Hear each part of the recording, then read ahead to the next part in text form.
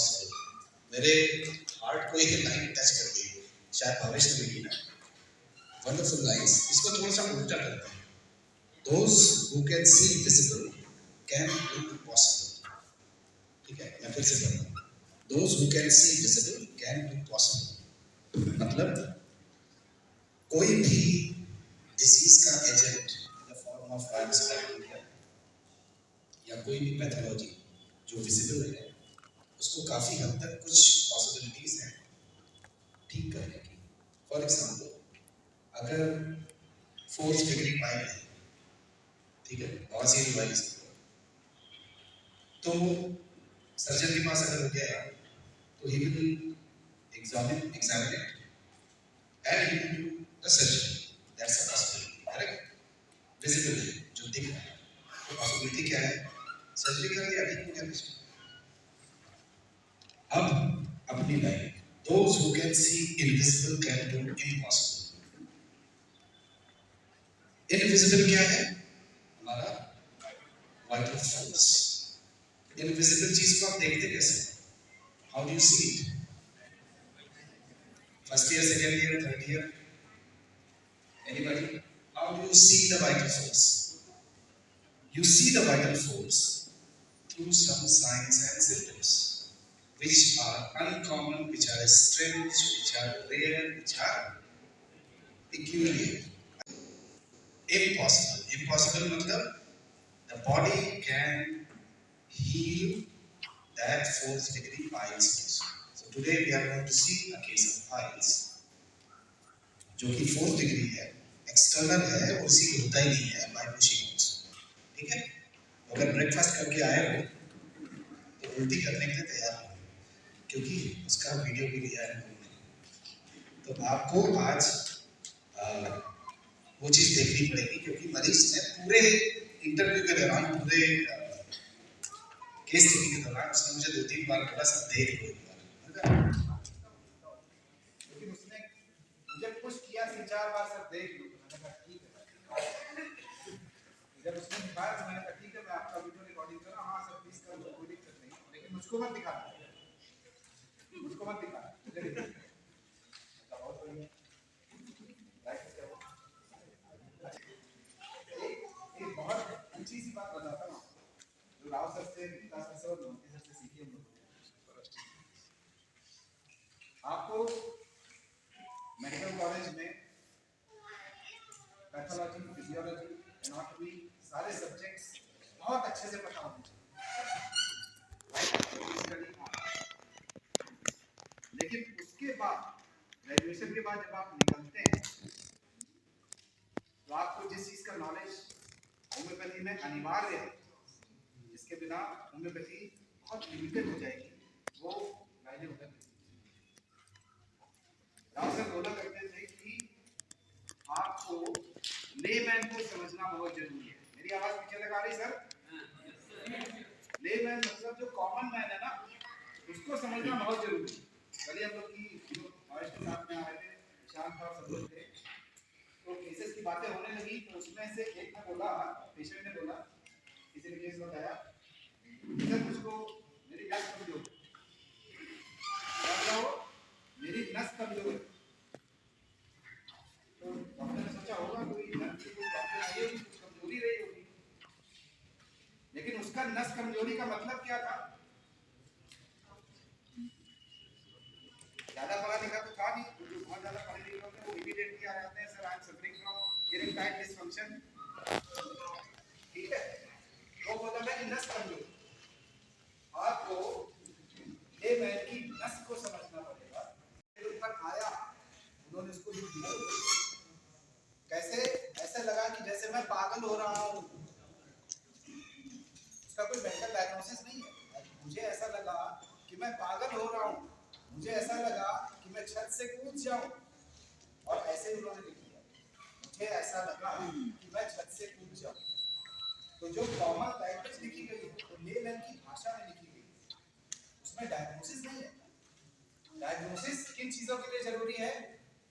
You diagnose so that you come to know that he is suffering from pancreatitis, उसकी appendix burst कर गई है, and he needs to be immediately sent to the hospital.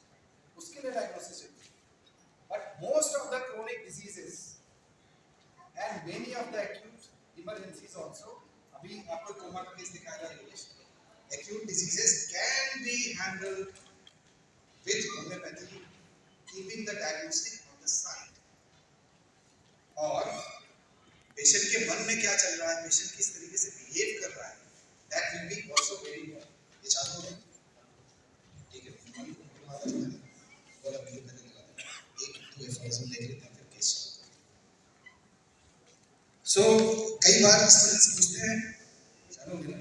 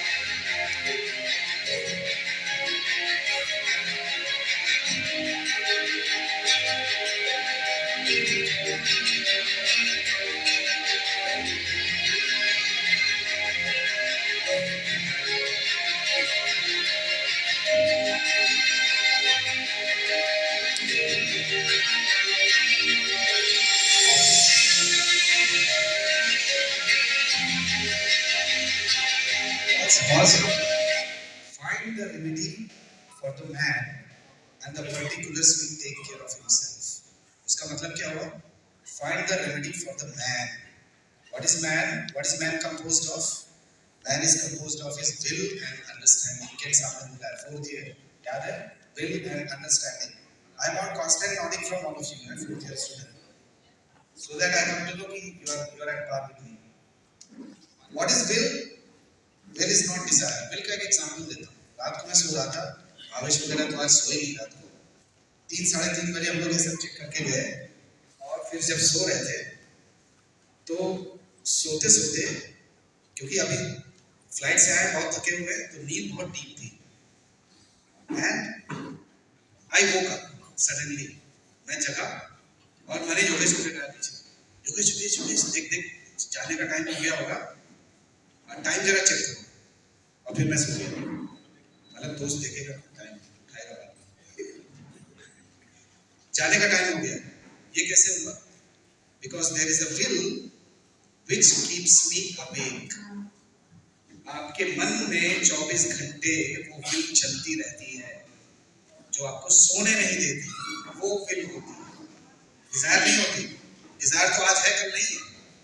तो homeopathy की जो will है ना, वो आपको यहाँ पर लाई है. अरे जितने भी स्टैब्लिश्ड होम्योपैथी में बादशाह लोग दिख रहे हैं, इनके अंदर खुजली है होम्योपैथी, इनके अंदर विल है to establish homeopathy Jharkhand, and of course in India and the world.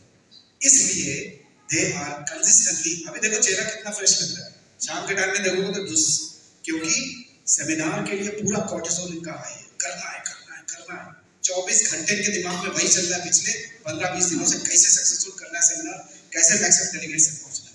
So your will is very important. और वही विल पेशेंट आपके सामने लेकर के आता है. इनविजिबल होती है और आपको उसको पकड़ना है. आज हम वही सीखेंगे कि पेशेंट के मन में ऐसा क्या चल रहा है जो उसको लगातार बीमार बनाए हुए है.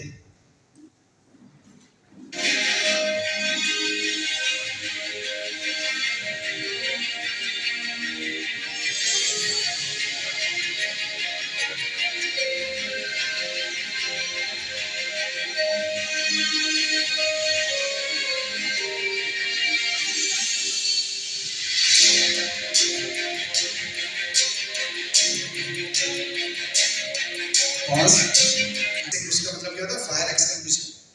डिजीज अगर आपको खत्म करना है तो किस चीज के ऊपर ज्यादा ध्यान देना है? Most of the time when the newcomers come to the academy, HHF की जो एकेडमी है, सर किस तरीके से प्रिस्क्राइब करें, what should be prescribe upon, miasms के ऊपर करें, टोटलिटी के ऊपर करें, माइंड के ऊपर करें, इसके ऊपर करें, उसके ऊपर करें. सर समझ में नहीं आ रहा है. Let's listen to Harivansh sir. Yes sir, सारी चीजें सीखनी है हमको एज अ स्टूडेंट. एलएस की नोट्स यहाँ पर होना चाहिए, बोरिंग यहाँ पर होना चाहिए. लेकिन जिस चीज को आप नेग्लेक्ट नहीं कर सकते, जिस चीज को आपको अपने आप को बनाना है कि ये मेरे लिए अनिवार्य है, सीखना ही है, वो always predominating state of the mind and disposition. ये चीज सीखनी बहुत जरूरी है प्रिस्क्रिप्शन को पुख्ता करने के लिए और अंडरस्टैंडिंग को ग्रो करने के लिए।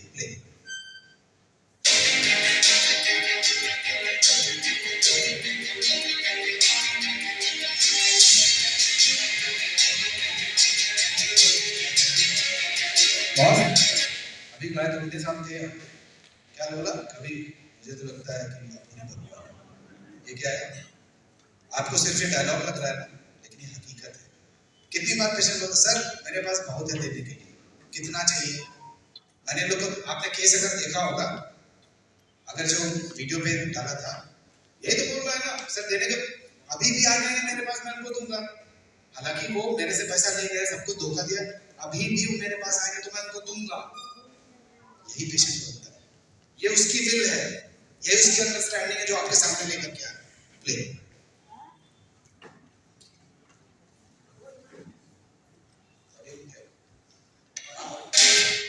ये देखो, ये कहानी तो बहुत पुरानी है, शराब के जमाने की है।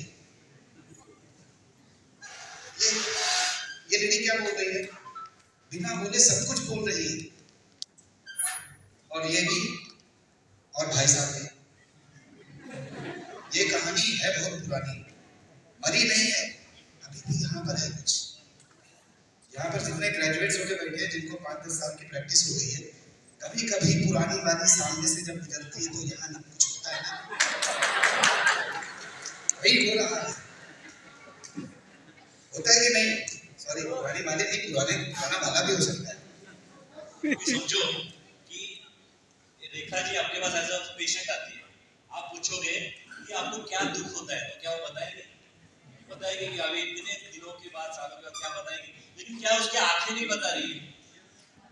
अभी आप बताओ, राव सर के पास मैं एज अ पेशेंट जाता और राव सर मुझे पूछते, हाँ okay doctor Shri Krishna, okay please tell me how do you feel, आपका नेचर कैसा है? मैं क्या बताऊंगा? लेकिन अरे उन्होंने मेरा नेचर भाग लिया कि अरे इसको डर लगता है, कुछ भी ऐसे हो जाएगा, समझ में आ गया ना? हायोस कैसे निकला? ये जो नेचुरल इंस्टिंक्ट होते हैं ना, इसको कोई रोक नहीं सकता, इस आंखों को, इस एक्सप्रेशंस को और इस लैंग्वेज को क्या कोई रोक सकता है? ये जो है ना, this is the language of vital force. इसको हमें समझना है कि अंदर सबकॉन्शियस में ये बंदा कैसा है, इसका वाइटल फोर्स कैसा है, वो रियल माइंड होता है। उस माइंड को अगर हम ठीक कर पाएंगे, उसका जो कॉन्फ्लिक्ट्स है, जैसे देखो इंसान बीमार क्यों पड़ता है? जैसे आलोक ने एक एग्जांपल दिया कि कल स्क्रीन, अभी आपको ये पढ़ पा रहे ना, ये वर्ड पढ़ पा रहे कि नहीं? कल यहाँ पे दूसरा स्क्रीन था जिसका ना ये वर्ड आप पढ़ भी नहीं सकते, लेकिन जब हम आए तो जो बंदे जिन्होंने स्क्रीन लगाई वो क्या बता रहे थे? नहीं सर ऐसे रहता है, सब जगह ऐसे दिखेगा या ऐसे चलेगा, थोड़ा दूर से रहेगा, पीछे से दिखेगा, हम पीछे गए फिर भी नहीं दिख रहा है। तो ये क्या हो रहा है कि जो बंदा हमें बता रहा है ना, वो क्या कर रहा है, कोशिश क्या कर रहा है? वो कोई ऐसी चीज है फिर भी वो बेचने की कोशिश कर रहा है ना। तो जब हमारे इंडियन कल्चर में लिखा हुआ है सारी चीजें मॉडरेशन भी होनी चाहिए, आप किसी को चीट भी नहीं कर सकते ना, तो कॉन्फ्लिक्ट कब आता है? हुआ क्या कि वो बंदा एक बार बोला, 2 बार, हमने बोला नहीं अभी दूसरी स्क्रीन लगानी पड़ेगी, लेकिन फिर उसने ज्यादा ही किया। फोन पे उन्होंने बोला नहीं सर ये ऐसे रहती स्क्रीन, इससे क्लियर दिखती नहीं है, वीडियो बराबर दिखेगा, पढ़ने की जरूरत नहीं है, अभी तो आप क्लियर दिख रहे हैं। तो जब उन्होंने ज्यादा किया, पुश किया, मॉडरेट से ज्यादा किया, तो यहाँ से फिर उनको डांट पड़ी, हमारे भावेश साहब से डांट पड़ी ना उनको कि नहीं ऐसे बोल रहे, तो डांट, गुस्सा हो गया। तो गुस्सा हो गया मतलब क्या हो गया? स्ट्रेस बढ़ गया। इसी तरीके से कोई एक्सेस करता है तो स्ट्रेस बढ़ता है, और उस स्ट्रेस की वजह से उसका इंटेंसिटी कितना है और कितनी देर तक वो स्ट्रेस है। ऐसे शेर सामने आ गया, अचानक से शेर सामने आ गया, सुसु निकल गई, अरे उसने तो धक्का भी नहीं मारा, कुछ किया भी नहीं, टच भी नहीं किया, बाद में पता चला उसको बांध के रखा था, अरे लेकिन फिर आपको सुसु की निकल गई। अभी समझ लो कोई बहुत ब्रेव बंदा है, करेजियस बंदा, जैसे संभाजी महाराज, शिवाजी महाराज, यहाँ के भी कोई हो सकते ना, जो लड़वैया होते ना, फाइटर, एग्जैक्टली। तो अगर ये ऐसे इंसान है तो निकलेगा शायद ना, शेर डर जाएगा। तो ये साइकोसोमेटिक कैसे होता है? तो वो तो फ्रैक्शन ऑफ सेकंड में इतना स्ट्रेस क्रिएट हुआ, आपके बॉडी में हार्मोन लेवल इतने उथल-पुथल हो गए कि आपका जो स्फिंक्टर पकड़ के रखा था, जिसको बोलने की जरूरत है, सबका हमें पकड़ के रखा है ना स्फिंक्टर, हेलो किसी का थोड़ा लूज तो नहीं हो रहा है, हेलो, तो नहीं होता है ना।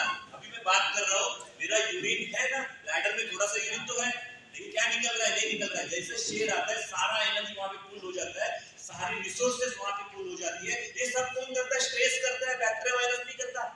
और जैसे पूल हो गया, स्पिंटर का एनर्जी भी पूल हो गया, स्पिंटर लूज हो गया, यूरिन निकल गया, धड़धड़ हो गई, हार्ट बीट फास्ट हो गया। क्यों? क्योंकि आप फ्लाइट, फाइट, फ्रीज होता है कि नहीं?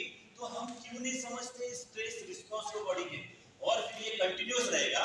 फॉर एग्जांपल, एक बार स्ट्रेस आया, हमारे पास पेशेंट आते हैं अर्जेंटम नाइट्रिकम के, वहां पे क्या होता है, फादर डांटता है, ये साला नालायक बंदा, बड़ा भाई देखो कितना पढ़त है, कितना अच्छे से पढ़ाई करता है, और ये नालायक पढ़ता ही नहीं है। तो जैसे शेर आता है घर में रोज शाम को, कौन शेर है? कौन? पापा, उसके लिए पापा शेर है, रोज आते हैं। और ये बच्चा जिसकी कैपेसिटी नहीं है, उतनी पढ़ाई करने की, समझने की कैपेसिटी नहीं है, ये बच्चा डरा हुआ है, वो वेटिंग कर रहा है कि क्या करूं, कैसे करूं, आज भी मार्क्स कम आ गए, रिजल्ट आ गया, कैसे दिखाओ। पापा आ गया, शेर आ गया, तो धीरे धीरे स्पिंटर लूज होता है, बॉडी लूज होती है। होता है कि नहीं? एग्जाम के वक्त डर के कितने लोगों को होता है कि टॉयलेट जाना पड़ता है, होता है कि नहीं? थोड़ा थोड़ा अर्जेंटम नाइट्रिकम तो हम भी थोड़ा थोड़ा जाके आते हैं, और अर्जेंटम नाइट्रिकम देने के बाद कितना ब्यूटीफुली होता है कि नहीं रिकवर। तो हम लोग क्या अर्जेंटम नाइट्रिकम से क्या करते हैं, हम स्पिंटर के मसल्स को दबा देते हैं। क्या अर्जेंटम नाइट्रिकम में अगर आप किसी केमिकल एक्सपर्ट को अगर देंगे, आप ढूंढ के बताओ ये दवा में अर्जेंटम नाइट्रिकम में, क्या ढूंढ पाएगा? इतना डाइल्यूटेड है, लेकिन क्वालिटी वही है। वैसे ही पेशेंट अर्जेंटम नाइट्रिकम हमेशा वैसे ही रहेगा। वो उसका केस हो, मेरा केस हो, या डॉक्टर योगेश का केस हो, आपका केस हो, उसमें फिर पॉटी की प्रॉब्लम हो, सुसु की प्रॉब्लम हो, या कोई और भी प्रॉब्लम कुछ भी हो, लेकिन जड़ जो है वो अर्जेंटम नाइट्रिकम की है, तो बड़े बड़े पैथोलॉजी ठीक होते हैं। वो आज हम लोग लाइव देखने वाले, वीडियो केसेस देखने वाले, ठीक है? थोड़ा पेशेंस चाहिए, शुरुआत हम लोग एक केस से करने वाले। आपको लगेगा कि ये एक बार क्या हुआ कि एक आदमी बाहर से वेटिंग एरिया में आता है, एंट्री करता है, उसके साथ में 2-3 आदमी होते हैं, ठीक है? तो सर ने एक केस चल रहा था और मैं सर के बगल में बैठा हुआ था। सर ने कहा, आप लोग देखना, ये जो पेशेंट है ना, इसको सेक्सुअल डिजीज हुआ, वेनेरियल डिजीज हुआ। सर, आप पंडित की तरीके मत बात किया, लेकिन तो उसका केस हो गया। वो आदमी अंदर आता है और उसको वेनेरियल डिजीज हो गया। सर कैसे पता चला, मुझे बताओ, पंडित वाली भाषा मत बोलो। बोले, तुमने देखा नहीं कि वो 2-3 लोगों को साथ में लेके आया था, अपने चमचों को? ये 2-3 चमचों के आने के साथ में क्या जरूरत है? उनके पास कोई काम नहीं किया, बाहर उसकी बड़ी गाड़ी देखो लगा जाकर के। ये बस वेरेटर का काम क्या होता है? यही काम होता है ना। तो ये जो पर्सनालिटी फीचर्स है ना, जिस तरीके की वृत्ति होगी उसी तरीके का तो काम करोगे यार, समझ के बात को? तो ये जो वृत्ति है हमें, ये समझनी जरूरी है। कोई बड़ी तोप नहीं है, हमको शायद किसी ने उस तरफ गाइड नहीं किया है। तो आज जो ज्योति जलाई गई है, ज्योति से ज्योति जलेगी, और इस चीज का मैग्नेटिज्म आपस में आदान प्रदान होगा।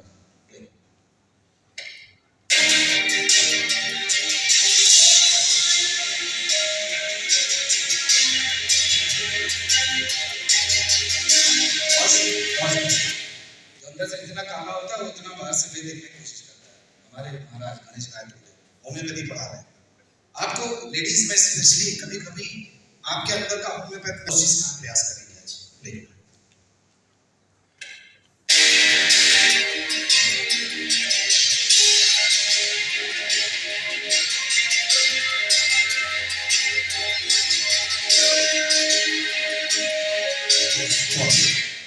Now we shall start the case. अगर ये केस किसी ने देखा है तो कृपया अपनी खुजली को थोड़ा सा सप्रेस करिए, मत भगाइए, दूसरों को आप खुजाने दीजिए, ठीक है? Go back.